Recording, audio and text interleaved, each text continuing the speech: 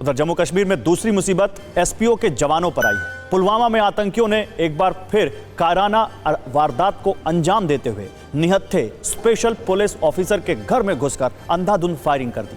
आतंकियों ने एसपीओ की बेटी और बीवी तक को नहीं बख्शा।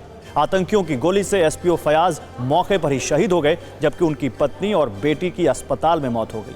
सवाल है कि आखिर कश्मीर में पिछले कुछ साल से एसपीओ को क्यों निशाना बनाया जा रहा है और आतंक के खिलाफ जंग में एसपीओ की भागीदारी क्यों जरूरी है।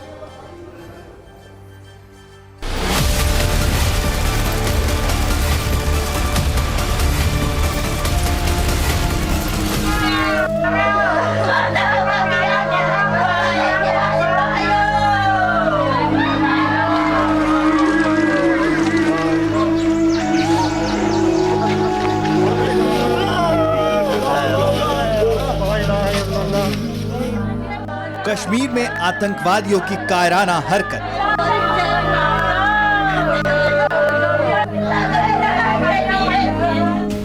पुलवामा में सुरक्षाकर्मी की परिवार समेत हत्या।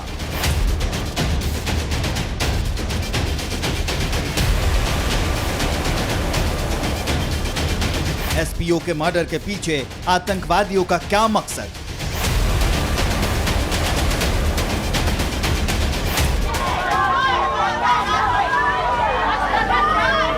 ये पुलवामा के शहीद फयाज का जनाजा है, जिन्हें श्रद्धांजलि देने वालों का सड़क पर सैलाब उमड़ पड़ा। दिल में देशभक्ति की भावना लिए हर शख्स ने फयाज की दिलेरी को सलामी दी, क्योंकि उन्होंने आतंकवादियों की धमकी के बावजूद अपने कर्तव्य से कभी मुंह नहीं मोड़ा। दरअसल आतंकवादियों ने जिस घर को निशाना बनाया है वो एक सच्चा देशभक्त परिवार है। शहीद फयाज जहां जम्मू कश्मीर पुलिस के लिए काम करते रहे, वहीं उनका बेटा इंडियन आर्मी का हिस्सा है। मगर पाकिस्तान परस्त दहशतगर्दों ने फयाज, उनकी पत्नी और बेटी को गोलियों से छलनी कर मौत के घाट उतार दिया।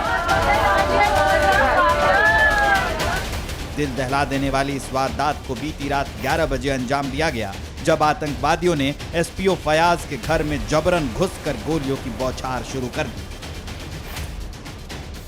इस हमले में जम्मू कश्मीर पुलिस के एसपीओ फयाज अहमद की मौत मौकाए वारदात पर हो गई। हमले में घायल एसपीओ की पत्नी ने अस्पताल में दम तोड़ दिया, जबकि गंभीर रूप से घायल एसपीओ की बेटी को भी बचाया नहीं जा सका।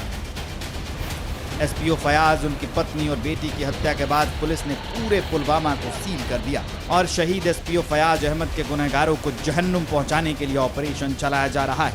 आतंकियों की पहचान हो चुकी है और इस हमले में जैश ए मोहम्मद के 2 पाकिस्तानी आतंकवादियों का नाम सामने आ रहा है। जैसा कि इस एरिया में मिलिटेंट का मूवमेंट रहता है, तो रात 2 टेररिस्ट आए और हुलिया से लग रहा था कि एफटी है, और उन्होंने हमारे एक एसपीओ पर अंधाधुंध फायर किया। उनकी माँ बेटी को बचाने के उस पर ही फायर किया और तीनों को हॉस्पिटल ले गया, बाद में शहीद हो गए। कश्मीर में एसपीओ पर हमले की ये पहली वारदात नहीं है। एक डेटा के मुताबिक इस साल अभी तक 6 एसपीओ आतंकवादी हमले में मारे जा चुके हैं, मगर कश्मीर में ऐसी पहली घटना है जिसमें एक एसपीओ के परिवार को भी निशाना बनाया गया है। जानकारों का मानना है कि इसके पीछे आतंकवादियों का मकसद सूबे के तमाम एसपीओ के दिल में डर बैठाना है, ताकि वो घाटी के कोने कोने में छिपे आतंकवादियों की खबर पुलिस तक ना पहुंचाए। हालांकि आतंकी पहले लोकल कश्मीरी और कश्मीरी पुलिस वालों की हत्या नहीं करते थे, मगर अब लगातार उन पर हमला किया जा रहा है, जिसकी वजह से सवाल उठ रहे हैं कि क्या आतंकी अब नो रीजन नो रीजनल की पॉलिसी पर चल रहे हैं? क्या आतंकी खुद के लिए बड़ा खतरा बन चुके एसपीओ ग्रुप को जानबूझकर टारगेट बना रहे हैं?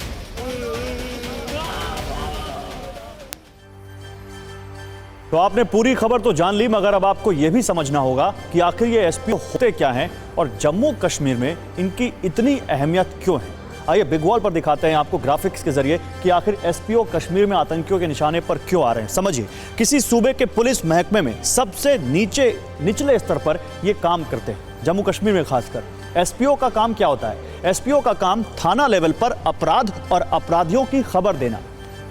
इलाके के अपराधी और इससे जुड़े हुए संदिग्ध लोगों के बारे में ये पुलिस को आगाह करते हैं, पुलिस को टिप देते हैं, जानकारी देते हैं और इसके बाद पुलिस एक्शन करती है। एसपीओ की जानकारी पर पुलिस और सुरक्षा बल के जवान कार्रवाई करते हैं और ये बहुत अहम कड़ी है जम्मू कश्मीर के लिए।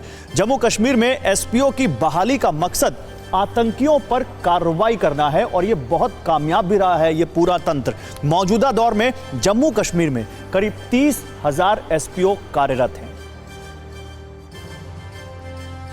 तो अब सवाल यह है कि एसपीओ को इस तरह से जम्मू कश्मीर में आतंकी निशाना क्यों बना रहे हैं? क्या उनको एसपीओ से यही खतरा है कि उनकी जानकारी या पुलिस वालों के पास बहुत आसानी से पहुंच जाती है? एसपीओ के पास आतंकियों से जुड़ी वाकई काफ़ी जानकारी होती है क्योंकि वो लोकल होते हैं और ग्राउंड लेवल पर काम करते हैं, जिससे सेना और पुलिस को आतंकियों को कब्जे में करने या मार गिराने में काफ़ी मदद मिलती है। यही वजह है कि पिछले कुछ साल और खासकर धारा 370 हटने के बाद आतंकियों ने इन्हें कई बार निशाना बनाया है। 11 अप्रैल को बडगाम में एसपीओ से कांस्टेबल बने जवान की आतंकियों ने हत्या कर दी। 29 मार्च को सोपोर में एक एसपीओ को मार गिराया गया। 19 फरवरी को बडगाम में एसपीओ का मर्डर हुआ। पिछले साल 17 अगस्त को भी बारामूला में एक एसपीओ की हत्या कर दी गई थी। 2018 में भी 3 एसपीओ को आतंकियों ने मार गिराया था, जिसके बाद लगभग 2 दर्जन से ज्यादा एसपीओ ने इस्तीफा दे दिया था। सिर्फ हत्या ही नहीं, एसपीओ से आतंकी कई बार उनके हथियार छीन लेते थे। जम्मू कश्मीर में धारा 370 हटने से पहले ऐसे कई मामले सामने आ चुके हैं। एक रिपोर्ट के मुताबिक 2016 से 30 जुलाई 2019 तक आतंकियों ने इलाके के एसपीओ से करीब 200 हथियार छीने। इन हथियारों में AK-47, SLR और इंसास राइफल भी शामिल थे। हथियारों के अलावा आतंकियों ने भारी मात्रा में एसपीओ से उनकी गोलियां छीन ली, मगर अगस्त 2019 में आर्टिकल 370 हटने के बाद एसपीओ से हथियार छीनने की घटनाएं ना के बराबर हो गई। बताया जा रहा है कि पिछले 2 साल में एसपीओ से हथियार छीनने के इक्का दुक्का मामले ही सामने आए हैं, जिसकी वजह से हथियार छीने जाने की पुरानी घटनाओं पर भी सवालिया निशान लगे। फिक्र आपकी, सोमवार से शुक्रवार रात 9 बजे सिर्फ TV9 भारतवर्ष पर।